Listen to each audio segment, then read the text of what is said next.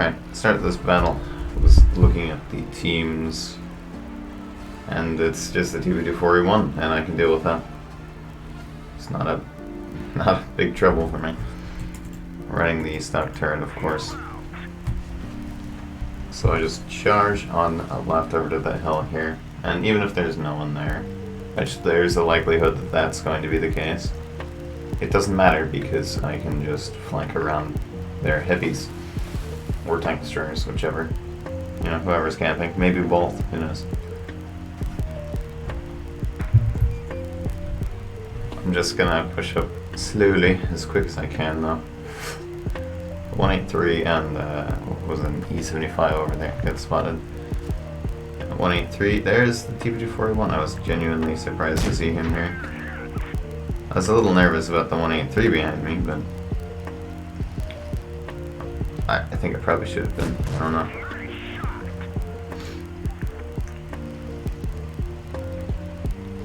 So I'm just trying to stay hull down where my armor's bounciest. I screwed around an HE there for a little too long, because you do 58mm of HE pen on this, which is actually pretty good. With calibrated. Your pen sucks, so that's why I run calibrated. As you can see, bouncing the front of a TB241. So I'm gonna take out his track there. He only has 8 degrees gun impression. He's not gonna be able to get his gun down there. And the reverse speed, oh my goodness. Gorgeous. And I'm gonna just load in the premium just in case, while I put one through his little hatch at the top. So far I haven't even taken any damage whatsoever. And basically took out the full health TB241 by myself. So this was kind of scary. 183 there. Wiggling your turret around is what you gotta do if you're even going to hope for a bounce. But this turret is weird because it's not that bouncy, but you get bounces with it all the time. So people just hit the very edges of the matlet. Or there's these places when you angle your matlet up or down, which make it just a weird auto bounce angle that looks gray for a lot of people. So he took the shot there, he missed, unfortunately for himself. Because now, 16-second reload, I should be able to get down here, and he's just about loaded right now. Yeah, and he doesn't pull it off, unfortunately for himself. And there you go, 2 tanks taken out now. And I'm gonna go over here to the left side, see if I can spot a tank destroyer that's camping or some heavies. But since I don't see anything, I instead go ahead and try to clear this K91, which I do, luckily, even though the gun handling on this tank is not the greatest. I was gonna go over here to, you know, get up closer, but there's a 183 right here. That was unfortunate. Now, I don't really want to sit here any longer than I have to, so I'm going to turn around and go back to the location I was before I hopped down, because I didn't think there'd be a 183 there. So it's going to take me a while to get up there, but we're going for it. And back up to my strike position. The 183 shouldn't be able to do a whole lot from here. He doesn't have great gal elevation angles. And he can't hash my turret, and I can totally eat an AP shell, although there is a likelihood that he could bounce my turret with AP. And again, if he can aim really well, he can pen my turret with hash, but it's unlikely.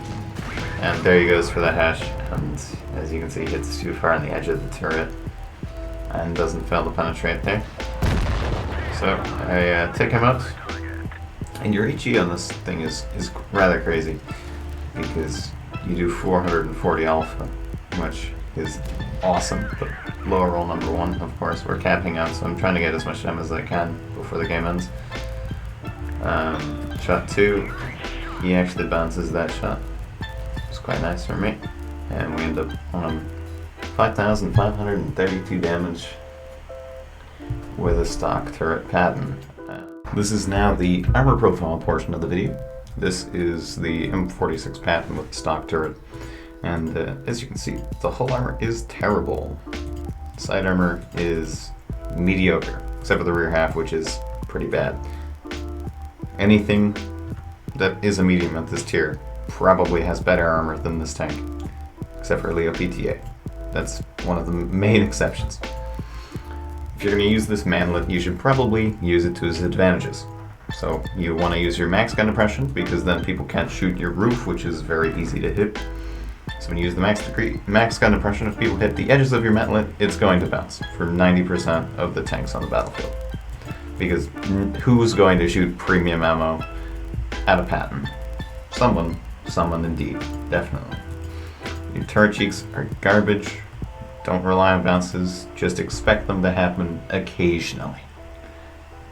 When you shoot someone using your 10 degrees gun depression from behind a ridge, when you back up, raise up your gun and wiggle it everywhere, because instead of 360 up here, you get that up to, anywhere from 330 to 800 millimeters, depending on where you hit. And don't forget, right here is still 120, so really crappy armor.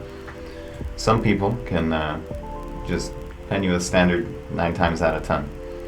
If it's a medium tank, that's where most of your bounces are going to come from, although occasionally it does happen with tank destroyers.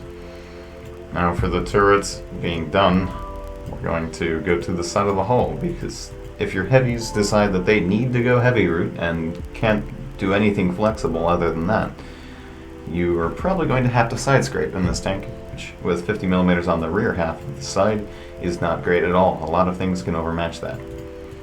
But the front half is 76 millimeters, so if you are going to side scrape, I recommend reverse side scraping.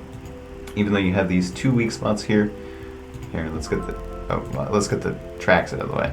Even though you have these 2 weak spots, they're not that easy to hit, so people are not going to hit those very often at all. And in fact, I would consider that an advantage, because they're baitable spots, I guess. People see them and try to shoot them and miss every time. So at about 20 degrees is where things stop auto bouncing for AP and APCR shells. So you're about safe at this angle. Just draw a line right from the edge of your turret down to here, and just show them this front half, and then you're fine. People will bounce that all the time, and most people won't even shoot the side of your tank. They'll shoot up here where there literally isn't armor, because it looks like there is. And that's great. And then once they shoot, you poke out like this. You just angle your hull out, and then boop, and that way you're not showing your butt to anyone else who might be there, if for some reason you don't know who's around the corner besides that person. That way you aren't getting itchy, because that's not fun. And then you go back to the same position you're in and repeat, and it works pretty well, honestly. So there you go. That's how you manipulate the armor of the M46 Patton if you're really trying to get bounces for some strange reason. Although you shouldn't ever expect bounces. There you go.